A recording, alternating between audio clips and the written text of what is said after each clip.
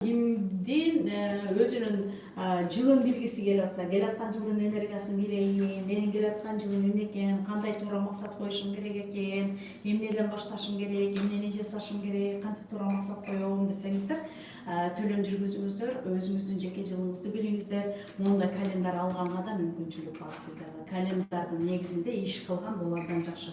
Бул бир жылдын календару. Мисалы, могу кимдин биринчи жылы болсо, могу ичинде жазылып турат. Эмне жасайсың, рекомендациясы турат. Эмне кыласың, эмне жасайсың, эмне кылышың керек. Бул жыл сага эмне берип атат, жыл деги эмнеге керек бизге. Билесиңер, жыл санак, ай санак деген биз айдын айга тууралап кыргыздар, айдын 15-чи арак, 15-и карама дейбиз. Мына могул жерде карай турган болсок, эмне үчүн бизге календар керек? Календарды эмнеге колдонобуз?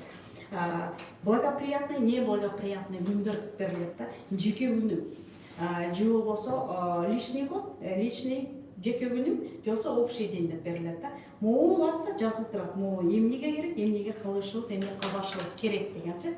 Ушуну билип алыңыздар. Муну колдонгонго, бул дисциплинага келгенге, планированияга, туура максат коюуга, максаттуу иш кылганга могу календар абдан керек, маанилүү. Анан бул жерде эмне деп атат? Общий күн 3, общий күн 6-лар абдан жакшы күндөр.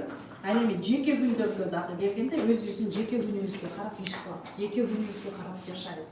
Ошон үчүн календар келаткан жылын кандай иштейт экен, кайсы жыл экенин айтып бериңиздер десеңиздер, 600 сом төлөм жүргүзүңүздөр дагы 700 01 01 81 номерге жазыңыз.